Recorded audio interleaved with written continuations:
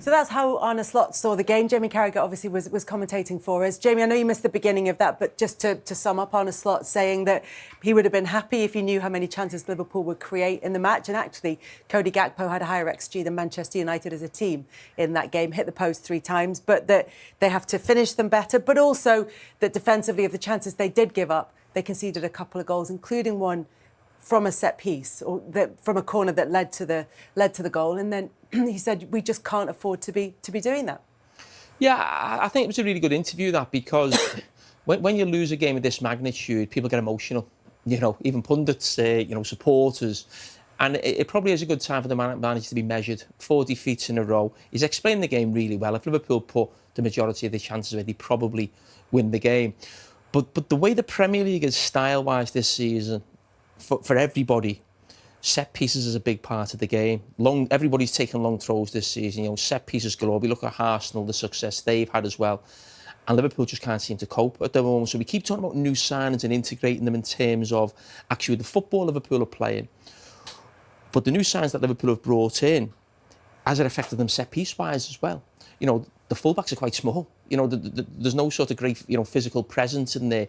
Even if you play a Verts in midfield, and McAllister as well, you've got to think set piece-wise as well. Is the team big enough? And maybe this is hurting Liverpool now, not just in terms of actually, playing the football and getting players on the ball, but it looks like they're not coping at all well with set pieces. They concede last minute at Crystal Palace from a long throw as well. Another corner at Crystal Palace as well. So yeah, they're struggling, I think, with the style of the whole Premier League right now. You mentioned the fact that it's a time for Arne Slot to be measured after 4 defeats in a row. But if you look at performances across the whole season, you were saying in the first game of the season against Bournemouth that there were worrying signs defensively for Liverpool from open play. Have they gone any way to fixing those? Do they still look as vulnerable in open play as you thought they were on that first day? Oh, yeah, it hasn't changed. And I think a few weeks ago, I looked about Liverpool maybe going back to having Szoboszlai in the midfield and maybe Verts coming out the team because he's more of an offensive number 10 than Szoboszlai. But Szoboszlai's played in that position in the last 2 games, away at Chelsea, here against Manchester United today. And Liverpool are still conceding goals and conceding big chances. You think of the chance Fernandes had in that first half as well. Manchester United should be 2-0 up in that situation. So there's, as we said before the game, I don't think it's one glaring problem. There's lots of things. New signings, not up to speed. But some of Liverpool's great players last season are playing nowhere near the level that they are and, just making sort of errors. And you talk about Konate. He was brilliant today. I thought Konate had a great game. But then Van Dijk's nowhere near himself. I mean, he has a really poor game as well. So it's not quite happening for Liverpool right now. And I think, I've just mentioned on the podcast, actually, I think if where's that available to download? All your usual podcast places. Exactly. But I think when the champions or a team, if you think of last season, on such a long run undefeated from the Nottingham Forest game, I think maybe to the Fulham game later in the season, almost feel invincible. And then this season, as soon as someone beats them, this run goes on of 4 games. I remember Manchester City last season had that run where you couldn't believe this was Manchester City. You feel a little bit like that with Liverpool. And I go back to a game I played in here 25 years ago or something, where the invincible team with Arsenal, the following season, once they'd lost 1 game, everyone thought, oh, maybe you can beat them. And they actually went on and get a run of sort of losing 4 or 5 games. So it's just one of those things that the rut that they're in right now, and they just, as the manager said, they've got to get out of it quick. But it's probably, we're not going to see the best of Liverpool, I would say, till the second half of the season. But that's why I think a draw today. I know we praise them for gambling and winning, getting late goals. But on the back of 3 defeats, you're home to United and it's 1-1. Don't shy away from taking a point as well. I think just to stop the rot. I know 3 games for Liverpool was a lot. But there's a bit of arrogance in that, which is nothing wrong with that. When you're champions, you think there's a bit of a swagger. But also smell the game and go, there's danger here. That's why there's not no taking a point either. It's not the end of the world. So they're the challenges that they've got to have. So they've got to make sure they deal with them. And with all the players they brought in, I'm just trying to imagine how the manager and the staff at the training ground they're looking at. They have a lot of options, really. And sometimes that can be a problem. Also, when you've got brilliant options on the bench, you see him chopping and changing, and he is offensive. And I give him a thumbs up for gambling. But again, there's certain games, and you have it, the old sayings in football, if you can't win it, don't lose it. They've got to get back to that mindset of not giving up daft goals like they have done. That's the point he made at the end. When you sort of won the title, and you're obviously lucky to win it loads of times, did you then, the second year, when you have to do it again, is it like is it hard to get yourself going? Yeah, there's obviously a different challenge, and obviously people look at you, but then you've obviously got a bit of a confidence about you that we've done it and we can hopefully do it again. And you've got that winning culture and that vibe going on. And again, people always thought about the team I was involved in going, you always felt you'd go to the very end. And you always felt if anyone was going to win it, it was United and they'd be gambling. But there was plenty of games where we'd be trying to win again, but also we'd be looking going, everyone thinks we're going to go for it here, but we'll take a draw. There's certain games, like I think you always have to smell it in the air. I think Liverpool should have smelled that today. And I know it's hard when you're at home and the fans are pushing you, it's on the television, everyone's building the game up. But when it's 1-1 and you've lost 3 in a row, there's nothing wrong with just bringing it back to basics and go, listen, what lads, we'd love to win it. We've got enough attacking players on the pitch. But defensively, you've got experienced 2 centre-halves going, yeah, listen, we've got 1 or 2 players who can try and win it. But make sure we don't lose it. Do you think that's a hangover, though, from those seasons where City were pushing for 100 points, where Liverpool ran them close on 90-odd points in more than one season? Well, yeah, they were obviously had good rhythm last year, particularly. But when it felt that a draw was drop points, when you almost had to have a perfect season. Yeah, obviously to win titles, it is about winning football matches, but I'm just on about if there's 5 or 10 minutes to go and you're up against teams like United today, especially their attacking players, Kelly, you smell it, you just feel it in the air going, I know everyone wants to, I was a midfielder and we'd have lads going forward, but I'd still be going, yeah, lads, Giggsy, Beck, you go for it, but don't worry, I'm sitting back here and I'm going to sit in front of my 2 centre-halves and we're still going to make sure we defend crosses or whatever, because unless you do that, unless you do them basics right, you're not going to win football matches. So I just felt today at Liverpool, there was a time for them to go, with 5 or 10 minutes to go, we talk about that throw-in, and even that was a symbol of like, what are you doing? Just throw it down the line and we get up the pitch.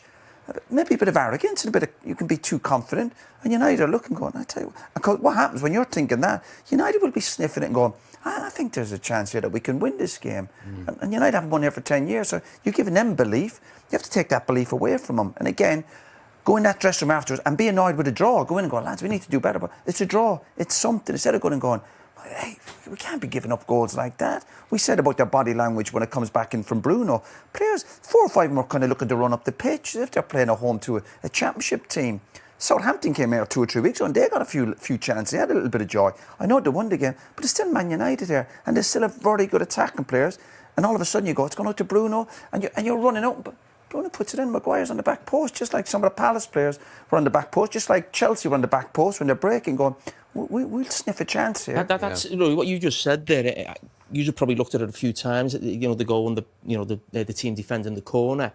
But I go back to my worry about Liverpool at the start of the season. It's not so much all the attacking players, but if the mindset of everyone is always, we're going to be attacking, we've got this attacking play, we're going to be on the ball, people are always thinking about what happens when they're on the ball, and almost the defending bit becomes a bit like, oh, do I have to do that? Do I have to track him back? Do I have to go and win a big header? I want to get on the ball, I want to play, we've got midfield players who all want to get on the ball.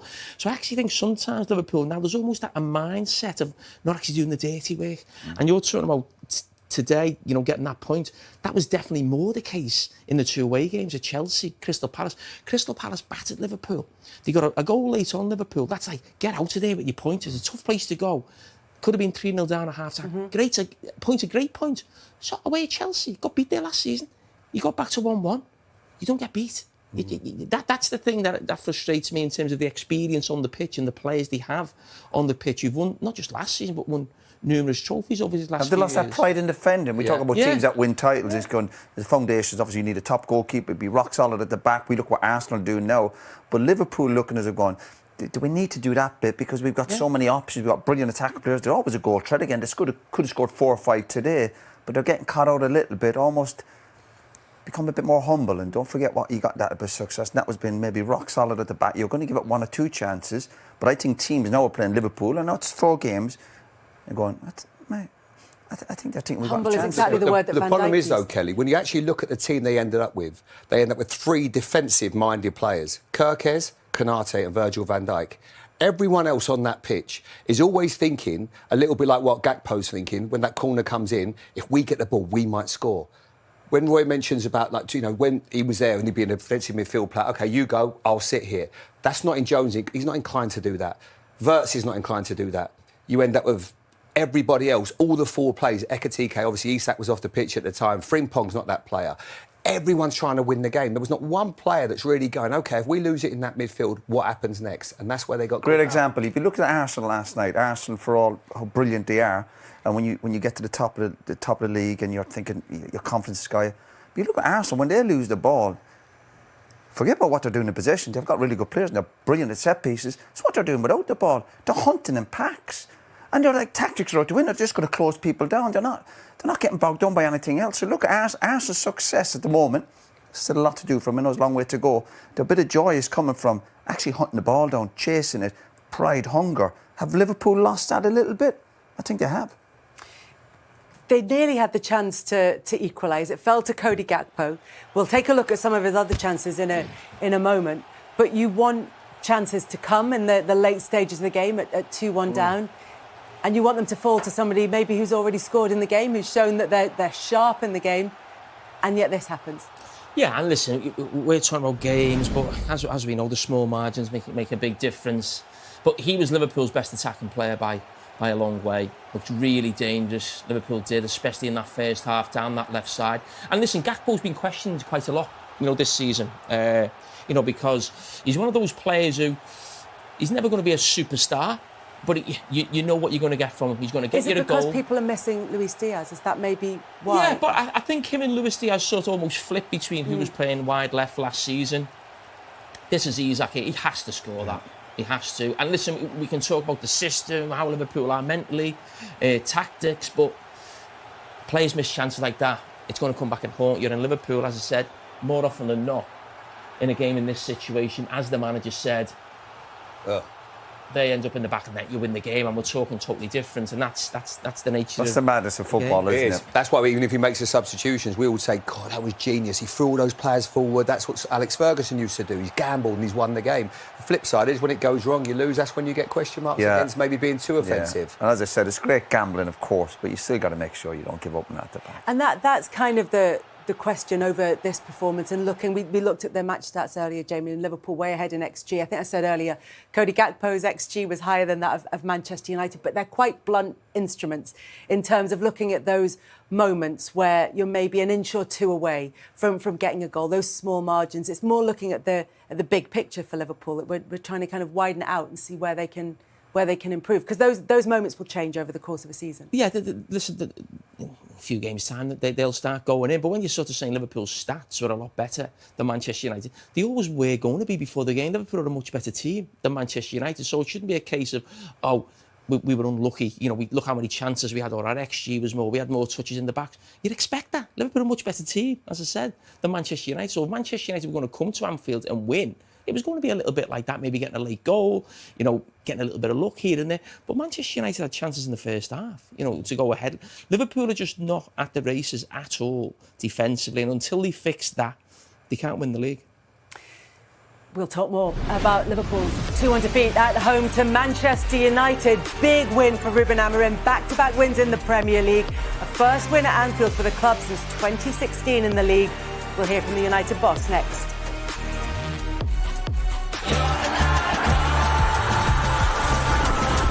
Well, he's only the third Premier League manager to win a league game at Anfield in the last 3 years, and the first Manchester United one since Louis van Gaal back in 2016, courtesy of Harry Maguire, who you worked with day in, day out, who you know very, very well, who's been through the mill, it's fair to say, in his United career. How much did he deserve that moment today, Michael?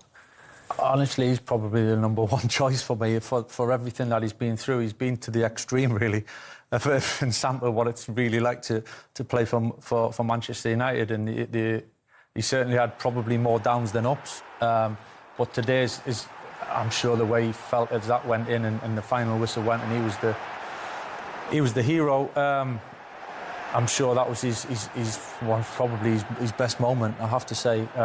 He's done it enough times. He's scored a lot of late goals over the time that he's been at the club, and especially over the last year or so, and he stepped up and he's always fronted up. He's always been there. He's always put himself out. He's played. He puts himself in areas where he almost, some players will hide and shelter themselves, even in games, and he puts himself in there. He defends the box. He goes in there and he's prepared to go in there and maybe miss a chance, but to score a goal. And his character and mentality shone through. So I'm absolutely delighted for him today, because your intentions and your attitude go a long way, and you always hope that if you keep doing the right things, you'll get your rewards. And it's one moment, but it's a huge moment from today.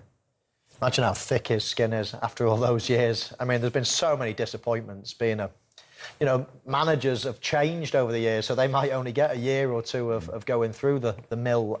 Harry Maguire's been there when 7 years. Ollie and Michael were there, obviously he was their captain. He had that taken off him, didn't he, by the previous manager? Well, as I say, left out of the team. The first thing I said there is imagine how thick his skin is. I mean, there's some really tough jobs in this world. I think Manchester United's captain, Manchester United centre-half over the last 7 years is right up there with one of the tougher jobs. Not for the faint-hearted, and it must have really built his character. And, he's still there, he's still standing, he's still performing. He's obviously scored the winner at Anfield, and that'll taste so good to him. I think his best times over the years have probably been in an England shirt, because that's where he's had the most success in recent years, even though England have not won anything. They've gone deep into top competitions, and he's been a pivotal part of that. But I think that will really top it for Harry Maguire, and obviously it's down to Manchester United now to continue this run. How many times have we said, is this the corner turned? It has to be. We have to ask that question because for the first time under Ruben Amorim, they finally won back-to-back league games, which sounds extraordinary to say, but could this be a catalyst for some consistency now?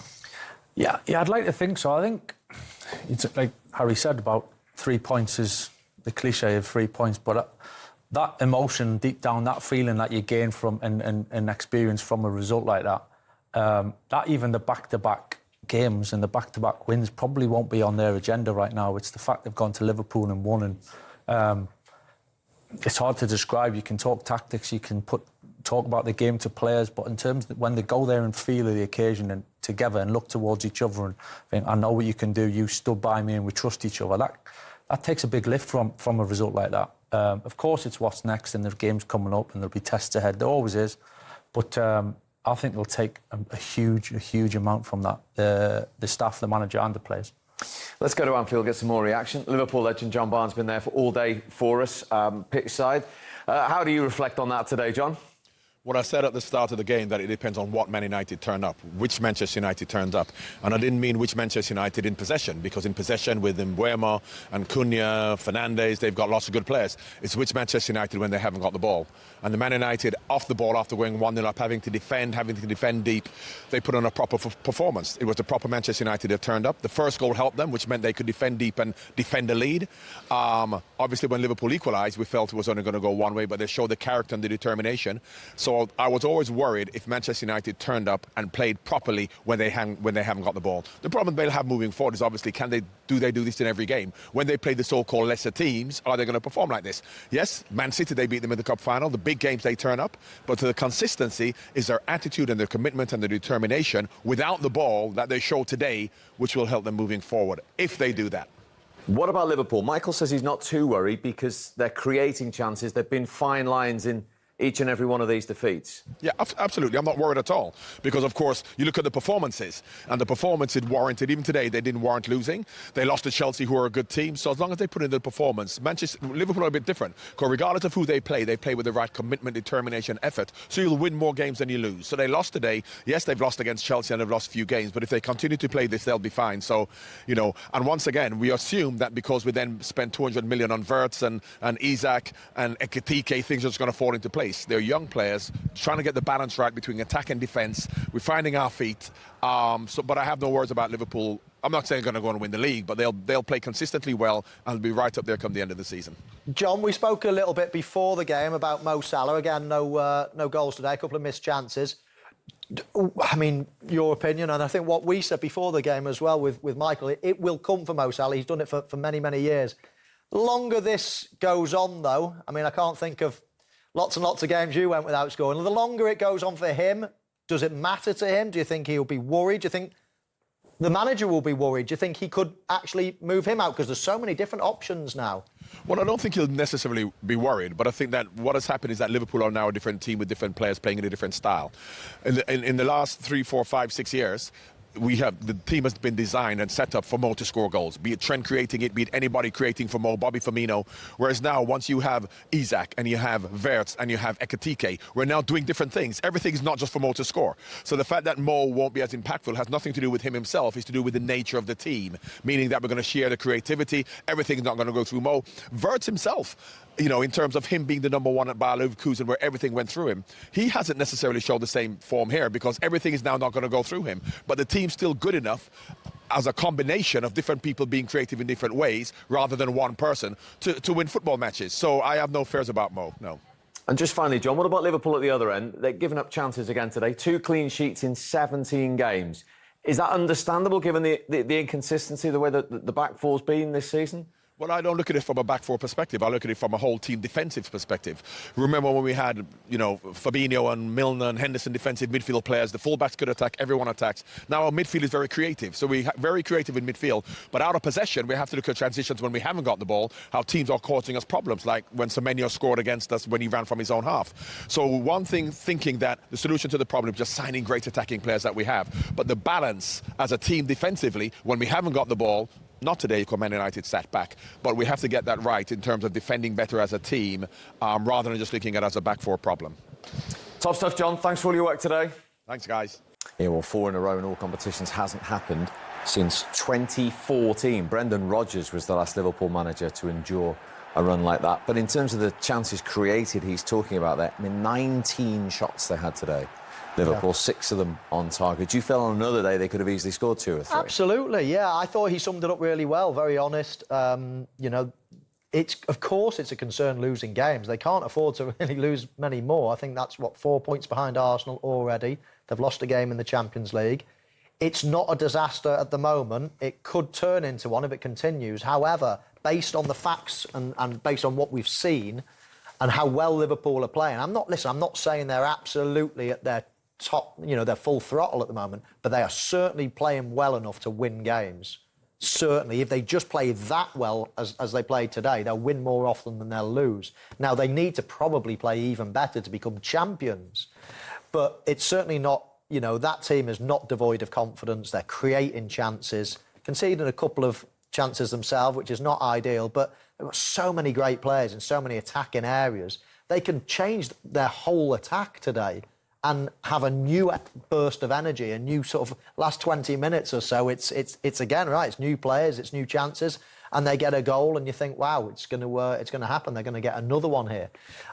So there's lots to be positive about, but of course, you'd be stupid to say, yeah, no concerns at all, everything's rosy in the garden. They've lost 4 on the spin. It's not ideal, but there's plenty going on that I see that's positive. Do you know, in the bigger picture, though, as well, for me, it's 4 points at the moment. If it's 4 points in February, they're right in the mix. Yeah.